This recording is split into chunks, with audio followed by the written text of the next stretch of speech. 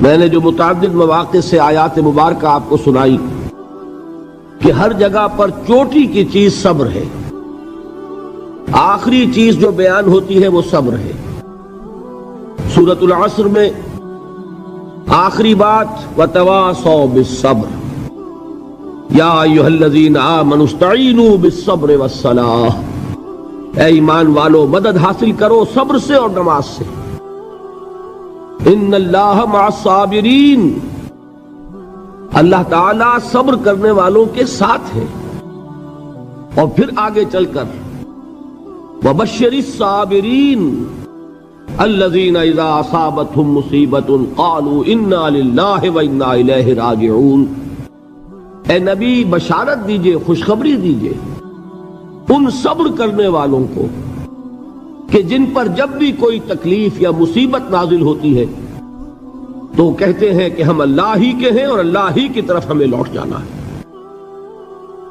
صبر کا مفہوم ہے اپنے آپ کو تھامنا، روکنا، برداشت کرنا، تحمل کرنا، اور جو بھی اپنا ایک طے شدہ مقصد ہے کسی بھی مخالفت سے بددل ہوئے بغیر، کسی بھی تکلیف یا مصیبت سے ہراساں ہوئے بغیر اس کی طرف پیش قدمی کیے چلے جانا۔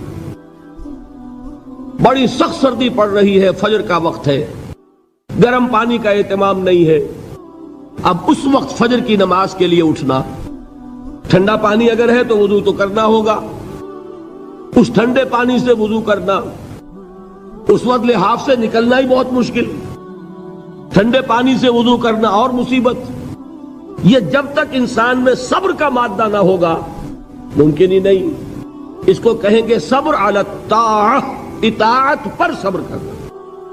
ناگواری محسوس ہو رہی ہے لیکن اس ناگواری کو برداشت کرتے ہوئے انسان اللہ کے حکم کے اوپر جمع رہے، اللہ کے حکم پر عمل کرے۔ یہ کیا ہے؟ یہ صبر ہے۔ اگر یہ صبر نہیں ہے تو ظاہر بات ہے کہ انسان اللہ کے اس حکم پر عمل نہیں کر سکے گا۔ صبر کا مادہ نہیں ہوگا تو آپ کام نہیں کر سکیں گے۔ اور اسی کا ایک دوسرا رخ ہے، جب آپ دعوت حق کے لیے کھڑے ہوں گے پہلا قدم کیا آتا ہے؟ استہزاء، تمسخر، مذاق اڑانا، جس کی میں مثال اب دینا چاہتا ہوں محمد الرسول اللہ صلی اللہ علیہ وسلم کی شخصیت سے۔ دیکھیے ہم کیا اور ہماری بساط کیا، ہم کیا مبلغ ہوں گے، کیا داعی ہوں گے، ہمارے اپنے دامن پر داغ ہوتے ہیں، لیکن یہ کہ محمد الرسول اللہ کے دامن پر کوئی داغ تھا؟ ان کو تو سارے مکے والے الصادق الامین کہتے تھے، نہایت محبوب شخصیت تھے، ان کے لیے تو جا صادق جا الامین یہ الفاظ سننے میں آتے تھے، آنکھوں کا تارا۔ لیکن جب آپ نے دعوت اب شروع کی، اب قرآن مجید میں دیکھیے کسی نے کہا مجنون ہو گئے، دماغ خراب ہو گیا، پاگل ہو گئے، اجی شاعر ہیں، کچھ شعر جوڑ لیتے ہیں ہم پر دھوس جماتے ہیں۔ کسی نے کہا ساحر ہیں، کچھ جادو سیکھ لیا ہے، یہاں تک کہ ایسے بدبخت بھی پیدا ہوئے، قرآن میں ہے ساحر کذاب، سحر کرنے والا جادوگر نہایت جھوٹا۔ یہ الفاظ کہے جا رہے ہیں کس کی شان میں؟ محمد الرسول اللہ صلی اللہ علیہ وسلم۔ قرآن میں نقل کیا گیا یا ایھا الذی نزل علیہ الذکر انک لمجنون۔ کبھی آپ نے اس کا ترجمہ سوچا؟ ہے وہ شخص، دیکھیے تصور کیجئے حضور جا رہے ہیں، تشریف لے جا رہے ہیں، کسی دعوت میں ہے، تبلیغ میں، یا ویسے ہی تشریف لے جا رہے ہیں، اور کوئی ایک جمگھٹا ہے لوگوں کا، ادھر سے فقرہ آتا ہے، تیر کی طرح لگتا ہے دل میں جا کر محمد کے صلی اللہ علیہ وسلم۔ اے وہ شخص جس کا یہ خیال ہے کہ اس پر کوئی ذکر نازل ہو رہا ہے، ہمارے خیال میں تو تمہارا دماغ خراب ہو گیا ہے۔ یا ایھا الذی نزل علیہ الذکر انک لمجنون، کہا کہ نہیں کہا؟ اور یہ نہ سمجھیے کہ حضور صلی اللہ علیہ وسلم کے قلب مبارک کو تکلیف نہیں ہوتی تھی۔ میں قرآن سے ثابت کروں گا، میں کہیں کوئی کہانیاں بیان نہیں کرنا چاہتا۔ قرآن نے کہا ہے وَلَقَدْ نَعْلَمُ انک یضیق صدرک بما یقولون، اے نبی ہمیں خوب معلوم ہے صلی اللہ علیہ وسلم کہ جو کچھ یہ لوگ کہہ رہے ہیں اس سے آپ کا سینہ بھجتا ہے، یہ جو گھٹن ہوتی ہے، صدمہ ہوتا ہے۔ انک یضیق صدرک بما یقولون، ہمیں خوب معلوم ہے کہ جو کچھ یہ باتیں آپ کو سننی پڑ رہی ہیں، یہ کڑوی کسیلی باتیں، یہ جو فقرے چست ہو رہے ہیں، استہزاء ہو رہا ہے، تمسخر ہو رہا ہے۔ سورہ ہجر میں ہے، ایک جگہ کھڑے ہوئے لوگ قرآن کا مذاق اڑا رہے ہیں، بھائی فلاں آیت تم لے جانا، فلاں آیت میری ہوگی، اس کے ٹکڑے کر رہے ہیں، اس کے ٹکڑے حصے بکھرے کر کے قیمہ بنا کر ان آیات کا تمسخر اڑا رہے ہیں۔ ایک جگہ قرآن مجید میں مذکور ہے کہ فرشتوں کا مذاق اڑ رہا ہے، بھائی یہ دیکھو محمد نے کہا ہے صلی اللہ علیہ وسلم کہ جہنم پر تو کل 19 فرشتے ہیں، علیہا 19 قرآن میں آیت نازل ہوئی۔ ایک پہلوان کہتا بھائی 10 کو تو میں سنبھال لوں گا، باقی 9 کا تم انتظار کر لو۔ یہ باتیں آ رہی ہیں حضور کے کانوں میں، کلام الہی کے ساتھ کیا سلوک ہو رہا ہے، مجھ پر کیا فقرے چست کیے جا رہے ہیں، مجھ پر جس طریقے سے استہزاء اور تمسخر کا رویہ اختیار کیا گیا ہے، دل بھج رہا ہے، دل میں صدمہ ہے۔ دیکھیے سورہ نون ہے، اور میرے نزدیک یہ دوسری وحی ہے جو حضور پر نازل ہوئی ہے، اس کی ابتدائی آیات، نون والقلم وما یسطرون ما انت بنعمت ربک بمجنون وان لک لاجرا غیر ممنون وانک لعلی خلق عظیم فستبصر ویبصرون بأیکم المفتون ان ربک هو یعلم بمن ضل عن سبیلہ وهو اعلم بالمہتدین۔ نون، قسم ہے قلم کی اور جو کچھ یہ لکھتے ہیں۔ اے نبی آپ اپنے رب کی نعمت سے مجنون نہیں ہیں۔ یہ کیوں کہا جا رہا ہے؟ حضور کو جو صدمہ پہنچا ہے وہی نازل ہوئی ہے دل جوئی کے لیے، تسلی کے لیے۔ آپ کیوں برا منا رہے ہیں؟ اے نبی آپ کیوں صدمہ اور رنج اور اندوہ محسوس کر رہے ہیں؟ ان بدبختوں کے کہنے سے کوئی آپ مجنون ہو جائیں گے؟ مانتا بے نعمت رب کا بھی مجنون وَإِنَّ لَكَ لَأَجْرًا غَيْرَ مَمْنُونَ، آپ کو جو یہ صبر کرنا پڑ رہا ہے، آپ کو جو یہ جھیلنا پڑ رہا ہے، اس کی وجہ سے آپ کو وہ اجر ملے گا جس کا سلسلہ کبھی منقطع نہیں ہوگا۔ وَإِنَّكَ لَعَلَىٰ خُلُقٍ عَظِيمٍ، اور اے نبی آپ تو خلق عظیم کے حامل ہیں۔ آپ کا اخلاق، آپ کا کردار، آپ کی سیرت، آپ کی شخصیت میں طہارت، نفاست، پاکیزگی، آج تک دنیا نے کوئی پاگل، کوئی مجنون ایسا بھی دیکھا؟ یہ ساری باتیں اللہ تعالیٰ حضور کی دلجوئی کے لیے فرما رہے ہیں۔ اس سے آپ اندازہ کیجئے کہ کتنا صدمہ ہوتا ہوگا۔ یہی ہے، اس ساری چیز کو جمع کیجئے تو یہ چیز کیا ہے؟ وَاصْبِرْ عَلَىٰ مَا يَقُولُونَ وَاهْجُرْهُمْ هَجْرًا جَمِيلًا، صبر کرو اے نبی، صبر کرو اے محمد صلی اللہ علیہ وسلم، جھیلو اور برداشت کرو اس پر جو یہ کہہ رہے ہیں۔ یریدون لیطفئوا نور اللہ بافواہہم، یہ چاہتے ہیں کہ اللہ کے نور کو اپنے منہ سے بجھا دیں، پھونکے مار کے ہی بس۔ نور خدا ہے کفر کی حرکت پہ خندہ زن، پھونکوں سے یہ چراغ بجھایا نہ جائے گا۔ یریدون لیطفئوا نور اللہ بافواہہم واللہ متم نورہ ولو کرہ الکافرون، یہ چاہتے ہیں کہ اپنے منہ کی پھونکوں سے اللہ کے نور کو بجھا دیں، حالانکہ اللہ تعالیٰ تو اپنے نور کا اتمام فرما کر رہے گا، خواہ ان کافروں کو کتنا ہی ناگوار ہو۔ اس کی ترجمانی ہے نور خدا ہے کفر کی حرکت پہ خندہ زن، پھونکوں سے یہ چراغ بجھایا نہ جائے گا۔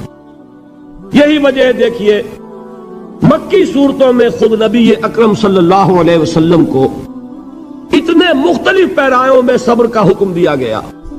کچھ مثالیں میں دے چکا ہوں، وَلِرَبِّكَ فَاصْبِرْ، اسی طریقے سے وَاصْبِرْ كَمَا صَبَرَ أُولُو الْعَزْمِ مِنَ الرُّسُلِ، اے نبی صبر کیجئے جیسے کہ صبر کیا ہمارے اولو العزم رسولوں نے۔ وَاصْبِرْ وَمَا صَبْرُكَ إِلَّا بِاللَّهِ، اے نبی صبر کیجئے اور آپ کا صبر تو اللہ ہی کے سہارے ہے۔ وَاصْبِرْ لِحُکْمِ رَبِّكَ، یہ سورہ نون جس کی ابتدائی آیات میں نے آپ کو سنائی، نون والقلم وما یسطرون ما انت بنعمت ربک بمجنون. اس کا اختتام کیا ہوتا ہے؟ وَاصْبِرْ لِحُکْمِ رَبِّكَ وَلَا تَكُنْ كَصَاحِبِ الْحُوتِ اِذْ نَادَىٰ وَهُوَ مَكْظُومٌ.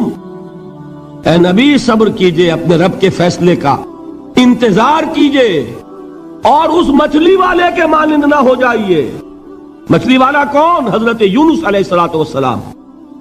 مچھلی والے نے اپنے دینی حمیت اور غیرت جو تھی اس کی وجہ سے اللہ کے حکم کا انتظار نہیں کیا، اپنی قوم کو چھوڑ کر چل دیے. نبی کا، رسول کا یہ معاملہ ہوتا ہے. جیسے کہ آپ کو معلوم ہے کوئی افسر ہے کسی حکومت کا، وہ اپنی پلیس آف ڈیوٹی کو نہیں چھوڑ سکتا. He must stick to his place of duty. بڑے افسرز کے لیے تو یہ بہت بہت اہم بات ہے. تو اے رسول، جہاں آپ کو ہم نے تعینات کیا ہے آپ وہاں سے ہل نہیں سکتے کہ ذرا مخالفت ہوئی، لوگوں نے فقرے چست کیے اور آپ کہیں اور چل دیے. دفع ہوئے، یہ بات نہیں سننا چاہتے، میں کسی اور کو سناؤں گا. ہو سکتا ہے نا؟ ہم تو کرتے ہیں نا یہ، اس لیے کہ ہمیں تو اللہ نے کہیں تعینات تو نہیں کیا نا. اگر ایک جگہ کے لوگ بات نہیں سنتے، چلو بھائی ہم کہیں اور جائیں گے، وہاں بات سنائیں گے. لیکن رسول کا معاملہ ہوتا ہے جو اس کی پلیس آف اپائنٹمنٹ ہے، he cannot leave his place without the express permission of اللہ سبحانہ و تعالی. آپ نے یہ سنا ہوگا، سیرت کی تقاریر میں پڑھا ہوگا کہ مدینے کی طرف ہجرت کی اجازت حضور نے تمام صحابہ کو دے دی. خود منتظر رہے جب تک کہ اللہ کی طرف سے اجازت نہیں آ گئی. حضرت ابوبکر پوچھتے رہتے تھے حضور اجازت آ گئی کہ نہیں؟ نہیں ابھی نہیں آئی. حضور اذن آ گیا؟ نہیں آیا. ابھی نہیں آیا.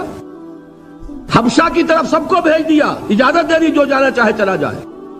حضور کی صاحبزادی جو حضرت عثمان کے نکاح میں تھی وہ بھی ہجرت کر رہی ہیں، لیکن حضور تو نہیں گئے.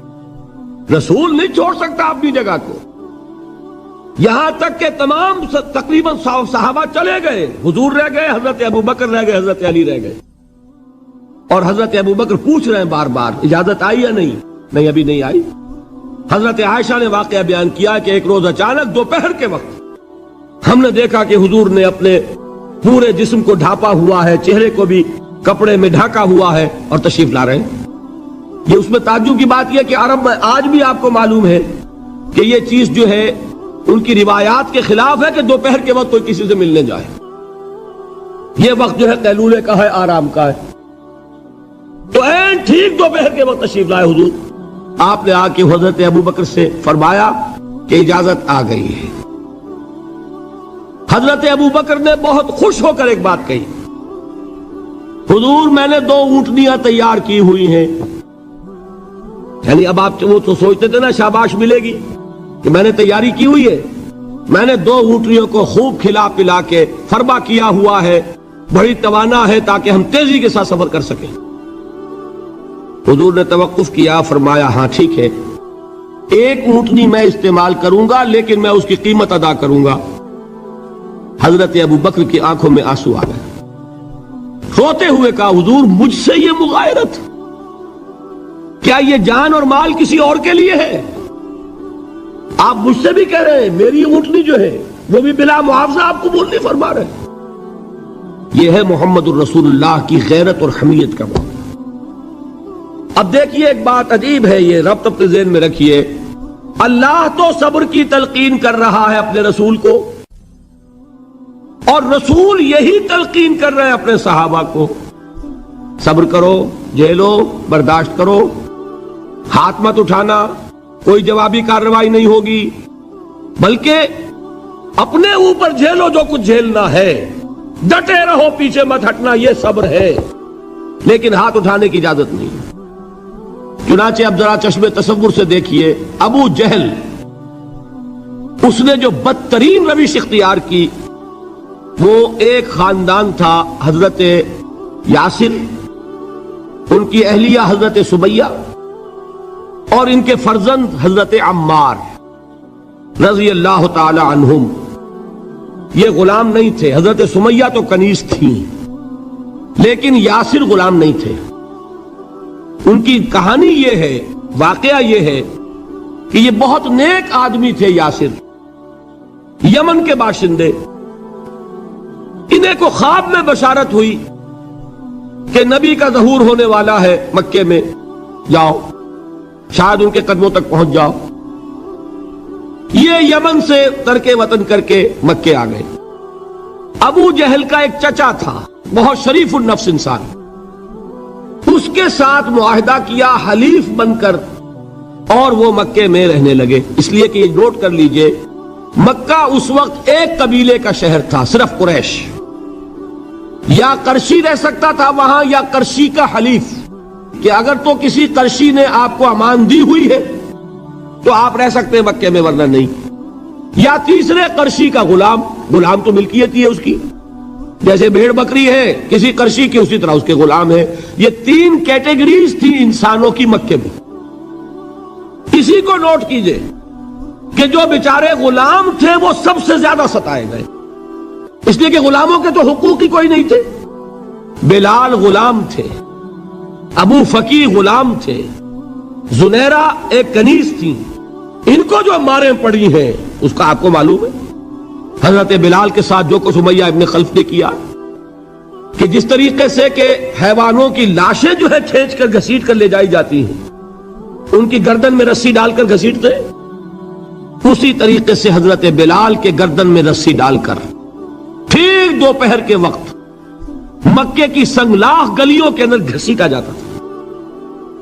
نیچے زمین جل رہی ہے توے کی طرح، اور ویسا بھی ہوتا تھا کہ چت لٹا دیا، اوپر سے وہ آگ مکے کا کہ سورج جو ہے ذرا نوٹ کیجئے، آگ برسا رہا، نیچے زمین توے کی طرح جل رہی ہے، اور ایک بھاری سل بھی لا کر جو ہے سر پر رکھ دی، چھاتی پر رکھ دی گئی ہے کہ آواز نہیں نکل رہی، جھاگ نکل رہے منہ سے، لیکن اس حال میں بھی احد احد احد، ایک ایک اللہ، قل هو اللہ احد، الفاظ نکل رہے۔ یہ ہے وہ صبر، صبر علی الابتلاء، صبر علی الایذاء۔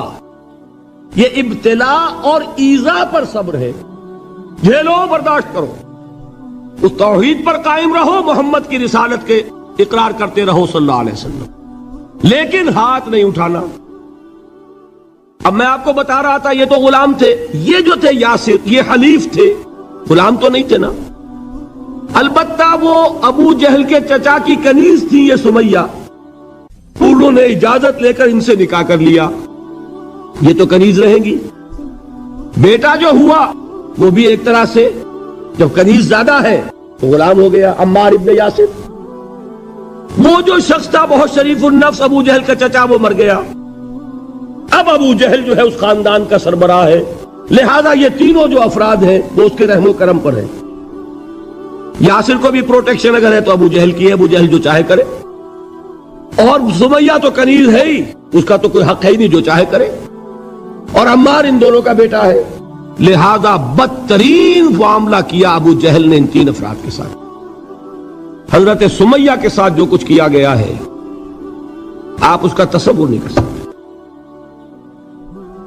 بالآخر جو شہید کیا حضرت سمیہ کو ایذائیں دے دے کے، سسکا سسکا کے، ان کے جسم کے نازک حصوں کو جلا کے، داغ دے کر، کہتا کیا تھا، ایک دفعہ کہہ دو کہ میرا جو یہ بت ہے یہ بھی الہ ہے، مان لو میں چھوڑ دوں گا۔ تنگ آ گیا، کسی طریقے سے ایک دفعہ کہہ دو پھر میں چھوڑ دوں گا۔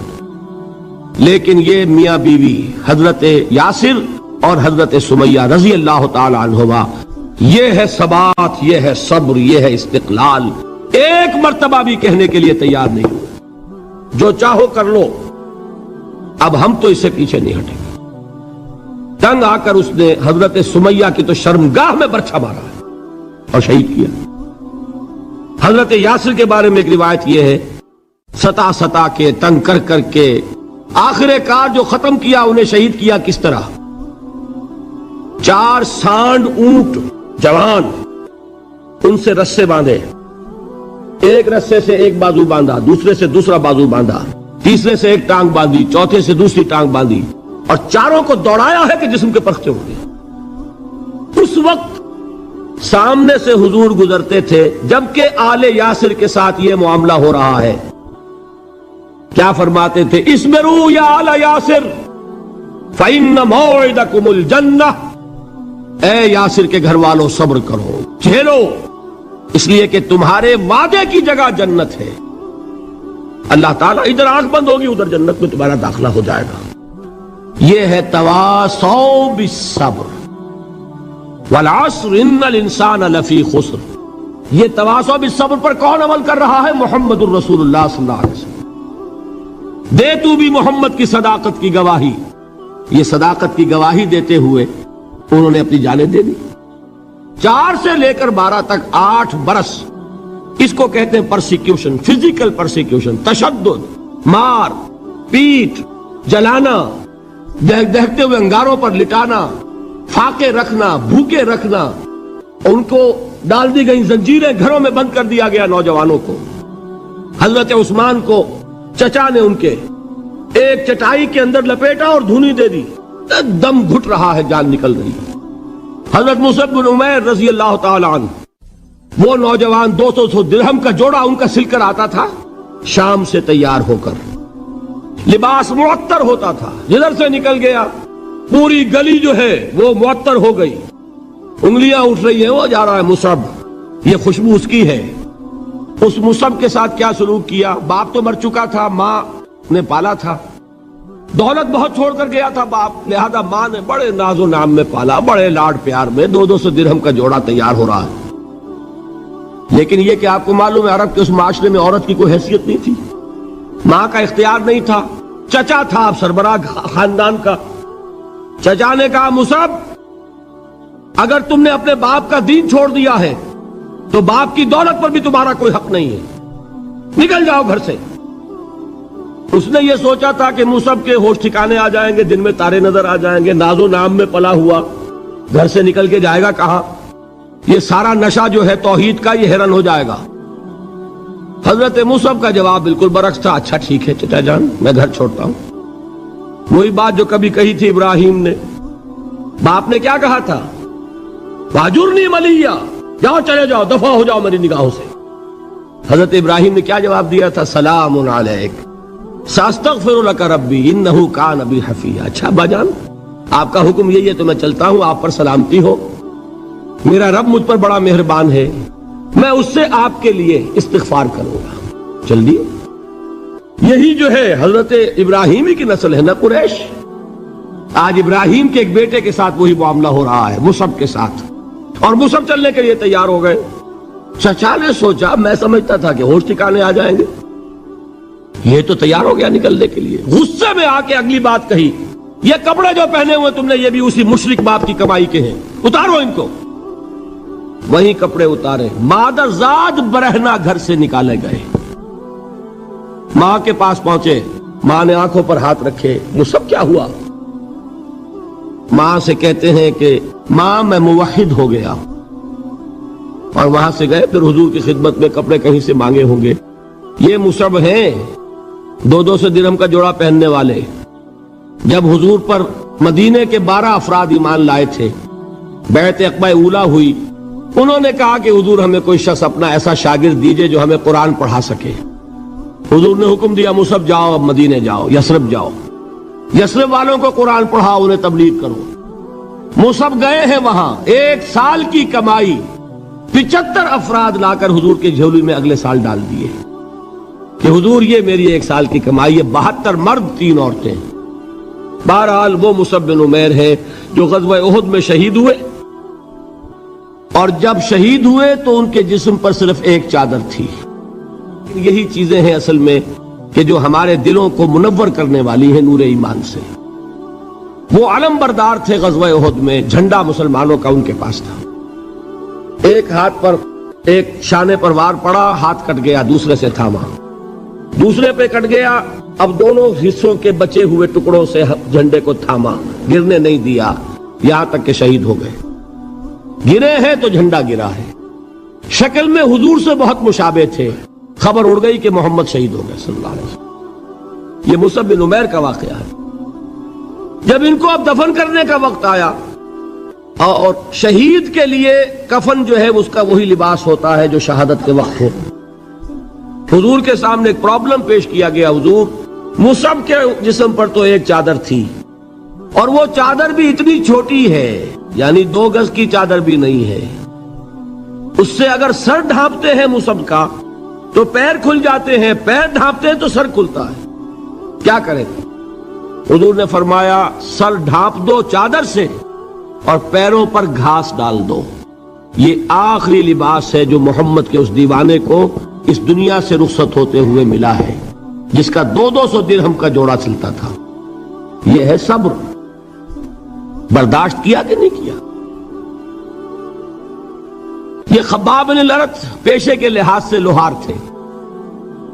سوچئے ایک زندہ انسان کو دہتے ہوئے انگاروں پر لٹایا جا رہا ہے، ان انگاروں سے کھال جلی، کمر کی چربی پگھلی، اس پگھلنے والی چربی سے وہ انگارے ٹھنڈے پڑے۔ یہ سب کچھ جھیل رہا ایک شخص۔ سوچنے والوں نے سوچا نہیں ہوگا کیا جرم تھا ان کا، تو بڑا شریف آدمی ہے، بہت اچھا کاریگر ہے، وقت پر کام دیتا ہے، مناسب اجرت لیتا ہے، یہ کیا ہوا؟ یہ کوئی جرم نہیں، جرم صرف ایک ہے، ایک اللہ کو مانتا ہے اور محمد کے دامن سے وابستہ ہے صلی اللہ علیہ وسلم۔ فاستعینوا بالصبر والصلاۃ، مدد حاصل کرو کس سے؟ صبر سے اور نماز سے۔ ان اللہ مع الصابرین، جان لو کہ اللہ تعالیٰ صبر کرنے والوں کے ساتھ ہے۔ ولا تقولوا لمن يقتل في سبيل الله اموات، اور ہرگز نہ کہو اسے جو اللہ کی راہ میں قتل ہو جائے کہ وہ مردہ ہے۔ بل احیاء ولکن لا تشعرون، نہیں، وہ زندہ ہے لیکن تمہیں ان کا شعور نہیں ہے۔ اور سنیے اب یہ آیت اہم ترین ہے صبر کے موضوع پر۔ وَلَنَبْلُوَنَّكُمْ بِشَيْءٍ مِّنَ الْخَوْفِ وَالْجُوعِ وَنَقْصٍ مِّنَ الْأَمْوَالِ وَالْأَنفُسِ وَالثَّمَرَاتِ وَبَشِّرِ الصَّابِرِينَ، اور دیکھو ہم تمہیں آزمائیں گے۔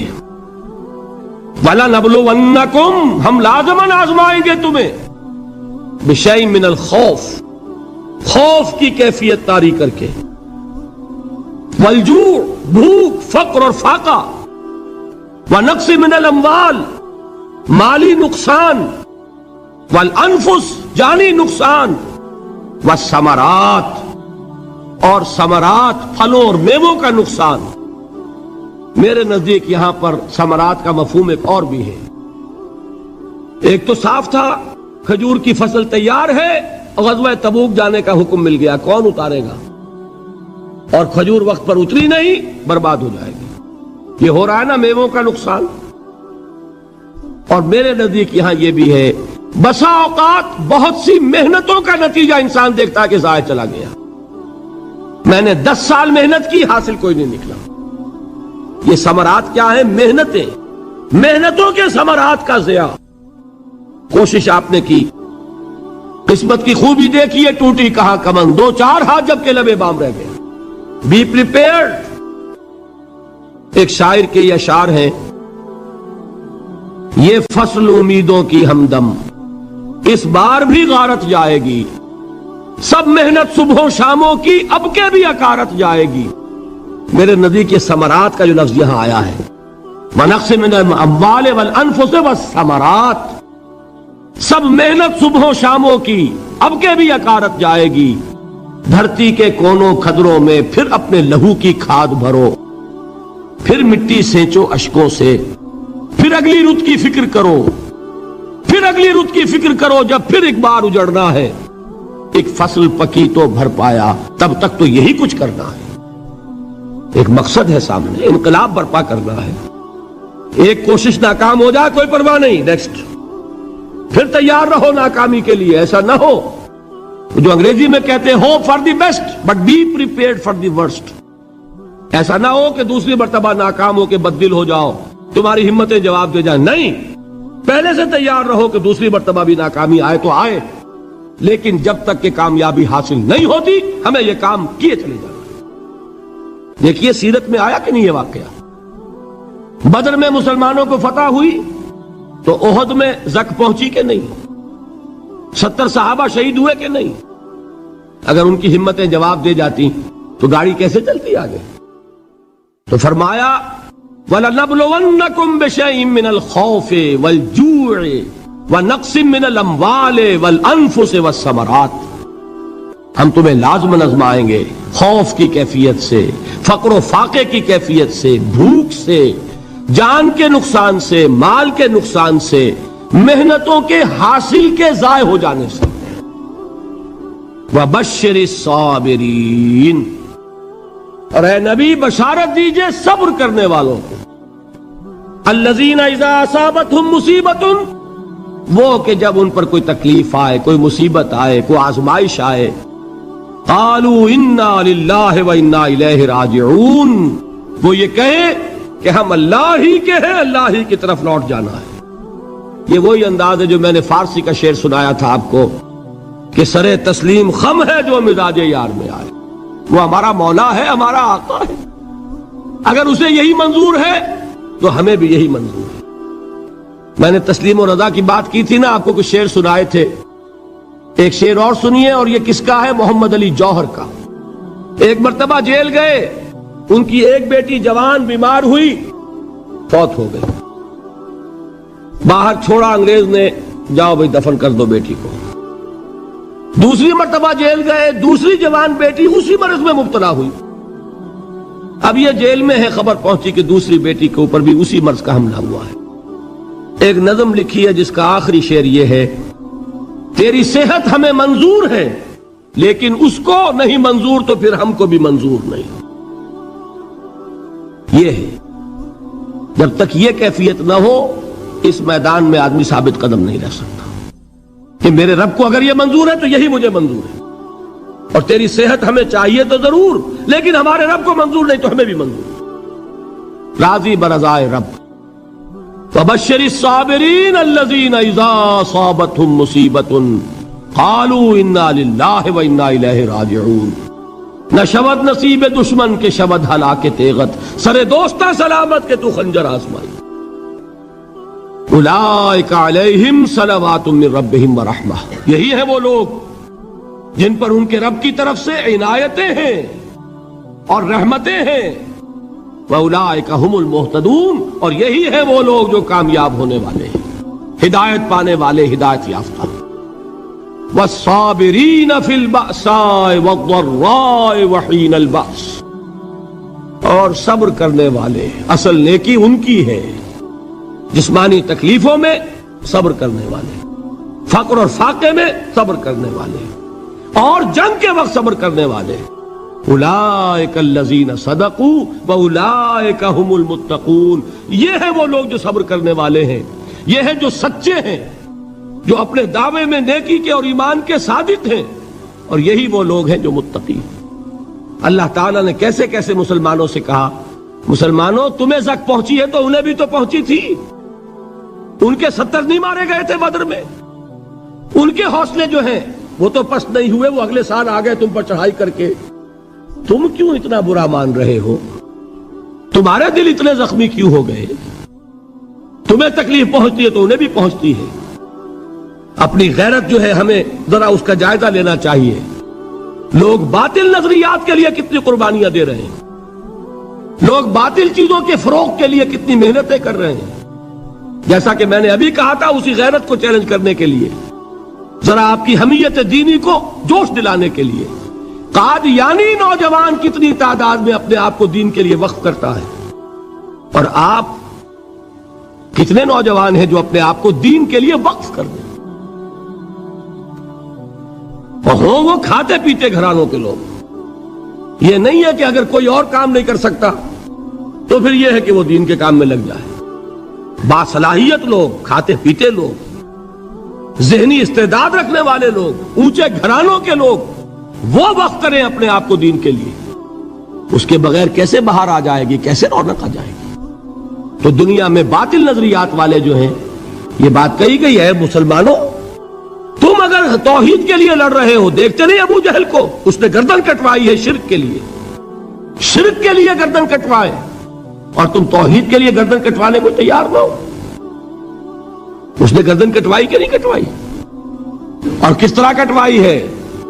کیونکہ بڑا متکبر قسم کا، فرعون قسم کا شخص تھا، جب گردن کاٹنے لگے تو کہتا ہے ذرا نیچے سے کاٹنا، تاکہ جب تم نیزے کے اوپر چڑھاؤ میری میرے سر کو تو اونچا نظر آئے معلوم ہو سردار کا سر ہے. وہ بدبخت مرتے ہوئے بھی جو اس کی یہ کیفیت تھی نا اس کو ذہن میں رکھیے. تو یہ اس لوگوں نے قربانیاں دی، جانیں دی. تو فرمایا اگر تم ان سے زیادہ قربانی نہیں دو گے، جو نوٹ کر لیجئے اس کو، مجرد اگر حق کو غالب کرنا اللہ کے ذمے ہو تو آنے واحد میں غالب کر دے گا، تمہیں تکلیف ہی دینے کی ضرورت نہیں. سمجھ گئے؟ کیا اللہ کے مقابلے میں کوئی باطل کی طاقت ٹھہر سکتی ہے؟ یہ تمہارے ایمان کا امتحان ہے، یہ تمہارے خلوص کی آزمائش ہے، یہ تمہارے امتحان کا ثبوت درکار ہے کہ اللہ تعالیٰ دیکھنا چاہتا ہے تم اس کے لیے اپنی جانیں قربان کرنے کو تیار ہو کہ نہیں، تم اس کے لیے تن من دھن لگانے کو تیار ہو کہ نہیں. اور یہ جان لو کہ اگر کفار اور مشرکین اور ملحدین اور باطل نظریات والے وہ جو کچھ قربانیاں اپنے باطل نظریات کے لیے دے رہے ہیں ان سے زیادہ اگر تم نہیں دو گے تو حق غالب نہیں ہوگا. انہوں نے جو صبر کیا ہے اپنے باطل نظریات پر، اگر تم اس سے زیادہ صبر کا ثبوت نہیں دو گے اپنے اس حق پر تو حق غالب نہیں ہوگا. اس لیے فرمایا یا ایھا الذین آمنوا اصبروا وصابروا. نہ صرف یہ کہ صبر کرو بلکہ صبر میں اپنے دشمنوں سے آگے نکلو، ان کے صبر سے بڑھ کر صبر کرو. وَرَابِطُوا، مرابطہ کہتے ہیں چوکس رہنا، ہوشیار، پہرا دو. ایسا نہ ہو کہ دشمن جو ہے غفلت میں تمہارے اوپر کوئی حملہ جو ہے کر بیٹھے. وَاتَّقُوا اللَّهَ، اور اللہ کا تقوی اختیار کرو، لعلکم تفلحون، تاکہ تم فلاح پاؤ. یہ ہے حضرات تواصوا بالصبر. میں نے عرض کیا تھا ہر جگہ پر آپ کو چوٹی کی بات صبر ملے گا. آیت الکرسی، آیت البر جو میں نے آپ کو سنائی آخر میں، والصابرین فی الباساء والضراء وحین الباس. حامیم السجدہ، وما یلقاها الا الذین صبروا وما یلقاها الا ذو حظ عظیم.